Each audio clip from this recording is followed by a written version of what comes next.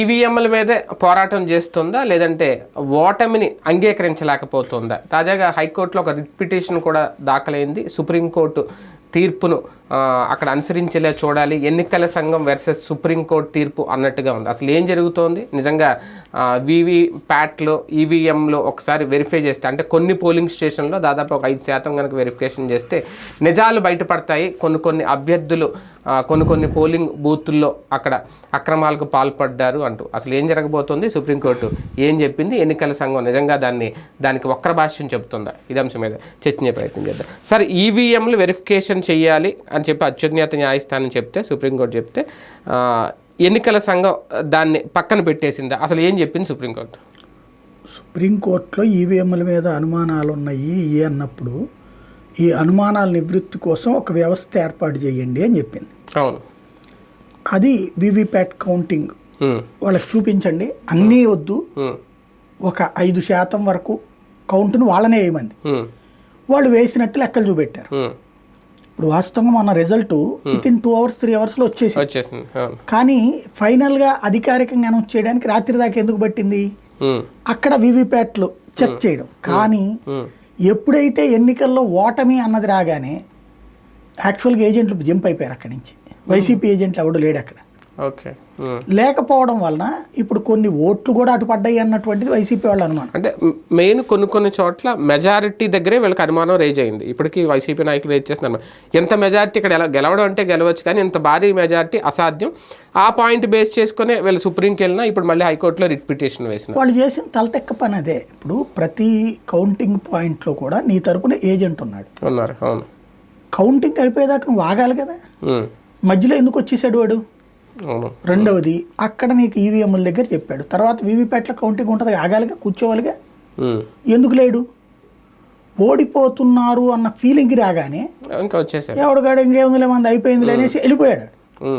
అది అవతల మెజార్టీలకు కారణం అయ్యి ఉండొచ్చు. దానివలన ఇప్పుడు ఒక ఎమ్మెల్యేదంట చివరిలో మొత్తం తెలుగుదేశం కొట్టుకొచ్చి 6,000 ఓట్ల తేడానో ఏమోనో గెలిచాడు అతను. ఎందుకని? అక్కడే కూర్చున్నాడు అతను. అప్పటికి రచ్చ చేయడానికి ప్రయత్నించారు అవతల అధికారులు కూడా. అప్పటికే ఎవరైతే కొత్త వాళ్ళు గెలుస్తున్నారని కానీ కాంప్రమైజింగ్ వైపుకి వచ్చేసారు ఇతను దెబ్బ కొట్టడానికి. కానీ ఇతను మొండిగా కూర్చున్నాడు. వీవీప్యాట్ల కౌంటింగ్ అయ్యేదాకా కూడా కూర్చున్నాడు, అనౌన్స్మెంట్ అయ్యేదాకా కూడా కూర్చున్నాడు. అందువల్ల వైఎస్ఆర్ కాంగ్రెస్ పార్టీకి సంబంధించిన ఈ జగన్ను పెద్దిరెడ్డి పక్కన పెడితే మిగతా 9 మంది అట్లాగా తెచ్చుకోగలిగారు, దగ్గరుండి మరి సాధించుకున్నారు. వీళ్ళు మిగతా వాళ్ళు ఎందుకు కూర్చోలేదు? అభ్యర్థులు వెళ్ళిపోయారు, ఏజెంట్లు వెళ్ళిపోయారు. దాని వలన ఇప్పుడు తర్వాత వీళ్ళకి వచ్చిన అనుమానం ఏంటంటే ఇంత తేడా వచ్చింది. అయితే బేసిక్గా వీవీప్యాట్ల ఆ రోజున ఏం చేయాలి? లెక్క ప్రకారం అయితే కౌంటింగ్ ఏజెంట్ తను డిసెంట్ రాయాలి, నేను దీన్ని అంగీకరించట్లేదు, మళ్ళీ నువ్వు చేయాల్సిందేనా అక్కడ రాసి ఇవ్వాలి. అక్కడ అభ్యర్థి కాదు, ఏజెంట్ రాసి ఆపాలి. అప్పుడు ఏజెంట్, కౌంటింగ్ ఏజెంట్ ఆపితే దానికి చట్టబద్ధత ఉంది.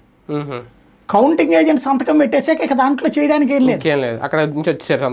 దానికి న్యాయస్థానం ఇప్పుడు ఇచ్చిన ఒక వెసులుబాటు ఏంటంటే వాళ్ళు చెప్పింది ఇంత ఛార్జ్ తీసుకుని, అంటే మళ్ళీ బోల్డ్ అంత ఖర్చు అంటే ఆ ఖర్చు వాళ్ళ చేత భరించేటట్టయితే వాళ్ళకి శాంపుల్గా కొన్నిటిని కౌంట్ చేసి చూపించండి అని చెప్పింది. చెబితే ఇప్పుడు దాన్ని ఎలక్షన్ కమిషన్ ఎలా మార్చేసింది? ఇక్కడే మార్చిందా దేశవ్యాప్తంగా తెలియదు. ఏం మార్చింది? ఇప్పుడు మీరు డబ్బులు కడితే ఒక 80,000 90,000 ఒక ఈవీఎం మిషన్ మీ ఎదురుగుండా పెడతారు. మీరు ఒక 4-5 గుర్తులు ఏ కావాలో ఆ గుర్తులు రాస్తారు. అక్కడ మీరు ఒక 100 మందిని పట్టుకొచ్చుకోండి.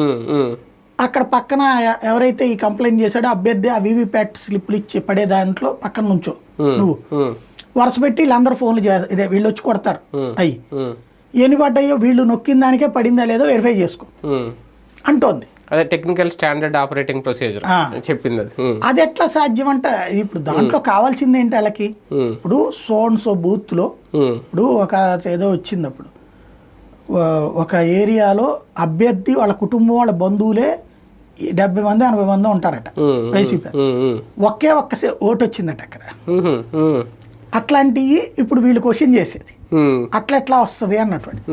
అట్లాగే ఏదైతే డౌట్ వచ్చిందో ఎక్కువ అక్కర్లా, 1, 2, 5 ఒక లిమిట్ అనుకో, అవును.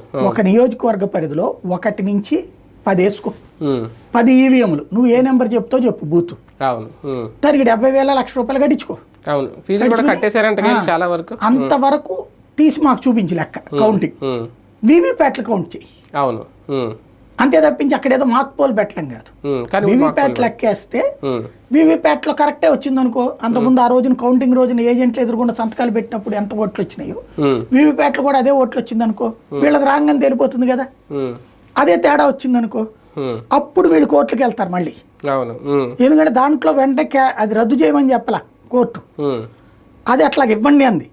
ఒకవేళ అది వచ్చి ఇట్లా వచ్చింది అనుకోండి, అప్పుడు వీళ్ళు కోర్టుకి వెళ్తారు, ఉమ్. అది మొత్తం రీకౌంటింగ్ చేయమంటారు. అవును. ఉమ్. అందుకని వీళ్ళు ఇప్పుడు భయపడుతోంది అనమాట. అంటే ఎన్నికల సంఘానికి అభ్యంతరం ఏంటి సుప్రీంకోర్టు చెప్పినా సరే? అదే తెలియదు, అంటే ఎన్నికల సంఘం చెప్పాలి. ఎన్నికల సంఘానికి ఏమో పైనుంచి వచ్చిన స్టాండర్డ్ ఆపరేటింగ్ ప్రొసీజర్ ఇదట, మాక్ పోలింగ్ ద్వారా తేల్చేయండి. మాక్ పోలింగ్ అనేది అసలు తేల్చడానికి ఎందుకు ఓ రకంగా చెప్పాలంటే అప్పట్లో పొలిటీషియన్లకు మీరు అందరూ వచ్చి దమ్ముంటే హ్యాక్ చేయండి అని చెప్పి చూపించినట్టే ఉంటుంది. అంతేగాని ఆల్రెడీ కౌంట్ అయిన దాంట్లో వివిప్యాట్ ఈవీఎం మ్యాచ్ అయిందా లేదా. ఇప్పుడు మొన్న ఏడీఆర్ ఎవరైతే వాళ్ళు రిపోర్ట్ ఉందో వాళ్ళు చెప్తున్నటువంటిది ఏంటి, 12.5% తేడా వచ్చింది దేశవ్యాప్తంగా. ఇప్పుడు నేను పరకాల ప్రభాకర్ చెప్పింది కూడా అదే, 79 నియోజకవర్గాల్లో 12.5% దాకా తేడా వచ్చింది అన్నటువంటి. అది నిజమో కాదో ఎన్నికల సంఘం నోరు మీద పట్ల, అది మెదపాల. రెండోది వాళ్ళు చెప్తున్న దాంట్లో నాకు ఒక తేడా కనబడుతుంది. వాళ్ళు ఏమంటారంటే మొదటి రోజున పోలింగ్ అయిన రోజు సాయంత్రం పోలింగ్కి 3 రోజుల తర్వాత ఫైనల్ రిపోర్ట్ ఇచ్చిన దానికి తేడా వచ్చిన 79 నియోజకవర్గాలు అయితే ఉన్నాయో ఆ 79 నియోజకవర్గాల్లోనే గెలుపోటములు మారినాయి అంటారు వాళ్ళు. అంటే సంఖ్య ఎట్లా మారిపోయింది పర్సంటేజ్ అన్నటువంటి, అది కౌంటింగ్లో తేలదు అట్లయితే. అంటే ఏంటి, అక్కడ లోపల మేనేజ్ చేసి ఓట్లు వేయించారు అని కదా వాళ్ళు చెప్పేది. అది హంబక్ అయ్యి ఉండొచ్చు, ఎందుకంటే ఇవాళ సాయంత్రం 6 గంటలకి పోలింగ్ రోజున అప్పటిదాకా ఉన్న లెక్కిస్తాడు. తర్వాత వాళ్ళు ఇవన్నీ డేటా అంతా కలెక్ట్ చేసుకుని వాళ్ళు తీసుకొచ్చి ఆఫీస్కి సబ్మిట్ చేస్తారు. ఈవీఎంలో సబ్మిట్ చేశాక ఇదంతా క్యాలిక్యులేషన్ చేస్తారు. చేసేటప్పటికి ఆ 2వ రోజు సాయంత్రం దాకా అవుతుంది. ఎందుకని, ఇక్కడ బిగిన్ అవ్వగానే ఎలక్షన్ అయిపోయిన దగ్గర నుంచి అవన్నీ రావాలి ఈవీఎంలును, ఆ లిస్టు ఎవరైతే వీళ్ళు చేశారో అవి రావడానికి దగ్గరలో ఉన్నోళ్ళు వెంటనే వస్తారు, దూరంలో ఉన్నోళ్ళు రావడానికి తెల్లారుజాము దాకా పడుతుంది. ఇవన్నిటిని మళ్ళీ క్యాలిక్యులేట్ చేయాలి, క్రోడీకరించాలి. అదంతా క్యాలిక్యులేట్ చేయడానికి సాయంత్రం దాకా పడుతుంది. ఆ రోజున రిపోర్ట్ ఇచ్చారు కొంత, అయితే వాటితో పాటుగా మిగతాది ఏవైతే అంతకుముందే ఈవీఎంలు ఇళ్లకి తీసుకెళ్లి వేయించారు కదా ఓట్లు, అవి క్యాలిక్యులేట్ చేయకుండా ఇవ్వడం వల్ల మళ్ళీ కన్ఫ్యూజన్ వచ్చింది. అందువలన అవి కూడా కలిపి 3వ రోజున మళ్ళీ లిస్ట్ అనౌన్స్ చేశారు. ఇది నాకు అర్థమైన ప్రొసీజర్. అలా కాకుండా ఇంకేదైనా జరిగిందా అది తేలాలి. కానీ వైసీపీ రేజ్ చేస్తున్న డౌట్ ఒకటి, ఇది టెక్నికల్గా వెళ్ళాలనుకున్న కోర్టుకి వెళ్ళినా ఈవీఎంలే ట్యాంపరింగ్ జరిగాయనా లేదంటే కౌంటింగ్ దగ్గర ఇది అక్రమాలు ఏమైనా జరిగినాయి అని దానికి ఆస్కారం ఉందా? వాళ్ళకి క్లారిటీ లేదు. ఈవీఎంలు మోసం, వాళ్ళని వీళ్ళు పేటీఎం గాళ్ళు అంటున్నారు కాబట్టి వీళ్ళు ఈవీఎం గాళ్ళు అని ఒక విమర్శ చేస్తున్నారు. కానీ అక్కడ బేసిక్గా ఒకళ్ళ చోట ఎక్కడో బ్యాటరీ 33% ఉంటే లోపల పెట్టే రోజున తర్వాత 99% ఉంది, ఇట్లాంటి ఏయో చెప్తున్నారు. అవన్నీ వింతగా ఉంటాయి. అది నీకు తెలుసా తెలియదు, ఎవడు జడ్జిమెంట్ ఇచ్చాడో తెలియదు కదా మనకి. ప్రాక్టికల్ పాయింట్ అలా ఏంటంటే పోలింగ్ బూత్ల దగ్గరన ముందు ఇక్కడ చేయాల్సింది ఒకటి, పోలింగ్ బూత్ దగ్గర తేడా జరిగితే పోలింగ్ ఏజెంట్ చేయాలి, పట్టుకోవాలా. కౌంటింగ్ దగ్గర ఉంటే కౌంటింగ్ ఏజెంట్ పట్టుకోవాలి. వీళ్ళు అధికారంలోనే ఉన్నారు కదా, నిద్రపోయారు వీళ్ళ కార్యకర్తలందరూ, ఆ ఏజెంట్లుగా ఉన్నటువంటి వాళ్ళు. ఆ రోజున జరిగిపోయాక ఇవాళ వచ్చి మాట్లాడితే ప్రయోజనం ఏముంటుంది? ఇప్పుడు అది తర్వాత న్యాయస్థానం ద్వారా. ఇక్కడ దాంట్లో తప్పు చేస్తున్నది వీళ్ళు, ఎవరి రూట్లో వాళ్ళే ఉంది. కానీ ఈవీఎంలో వీవీప్యాట్ల స్లిప్లు రెండు సరిచూస్తే కనుక నిజాలు బయటకు వస్తాయా? ఆ పని అదే నిజంగా అలా జరిగితే ఎందుకు ఎన్నికల సంఘం ఆ పని చేయట్లేదు? అదే నేను అనేది, అంటే ఒక ప్రొసీజర్ బిగిన్ అయితే ప్రతి ఒక్కళ్ళు ఇదే చేస్తారు అనుకుని ఉంటుంటది. అంటే వాస్తవంగా ఎందుకు ఈవీఎం సిస్టంలోకి వచ్చారు, కౌంటింగ్ సుదీర్ఘ ప్రొసీజర్ కాబట్టి.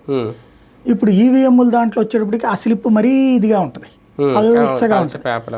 అవి కౌంట్ చేయడం చాలా తతంగం, నిదానంగా తీయాలి. ఇప్పుడు ఒక్కొక్కటి ఓడబీకి దాంట్లో అటా ఇట్లా చూసుకునేటప్పుడు చాలా టైం తీసుకుంటుంది. కాబట్టి పని మాకెందుకు వచ్చిన పని ఇదంతా అని అనుకుంటున్నట్టుంది అది. అదే కదా. కోర్టు సుప్రీంకోర్టు మేబీ ఇప్పుడు కోర్టుకి హైకోర్టుకి వెళ్ళినట్టు హైకోర్టులో రిట్ వేశారు. ఇక్కడ కొట్టేస్తే సుప్రీంకోర్టుకి వెళ్ళడం, లేకపోతే సుప్రీంకోర్టు ఇచ్చిన తీర్పుకి వీళ్ళు ఏమన్నా భాష్యం చెప్పాలి హైకోర్టు వాళ్ళు, లేదా సుప్రీంకోర్టుకైనా వెళ్తాడు బాలినేని నేను అనుకోవడం. కానీ రాజకీయ కోణంలో చూస్తే దీన్ని ఇంకా వైసీపీ ఎందుకు పట్టుకుని లాగుతుంది? ఓటమిని అంగీకరించలేకపోతుందా, లేదంటే ఓటమి కారణం వీవీప్యాట్లో లేదంటే ఈవీఎంలు అని చెప్పి తోసేయాలనుకుంటున్నారా? అంతే. అంటే ఇప్పుడు తను ఓడిపోయినటువంటి దాని మీద వాళ్ళు ఇంకా ఓటమికి కారణం తాము కాదు అనుకుంటున్నారు. అంటే అన్వేషించుకునే ప్రయత్నం ఇంకా మొదలెట్లేదు. అన్వేషణ లేదు, పాడు లేదు, ఉండదా? ఆత్మ సమీక్షలు ఏం చేసుకోరు ప్రాంతీయ పార్టీల్లో. ప్రాంతీయ పార్టీల్లో మేమే తోపులం, అవతలోడే తప్పుడోడు అని అనుకుంటాడు. తెలుగుదేశం పార్టీ ఏమన్నా ఆత్మశోధన చేసుకుందా? లేదు కదా. వీళ్ళైనా చేసుకోరు. అప్పుడు వాళ్ళు ఏమన్నారు, మీరు మోడీతో కాంటాక్ట్ అయ్యి ఈవీఎంలు మేనేజ్ చేశారు. అప్పుడు మొదట్లో వాళ్ళు అదే కదా రచ్చ చేసింది. ఇప్పుడు వీళ్ళు అంటున్నారు అంతే.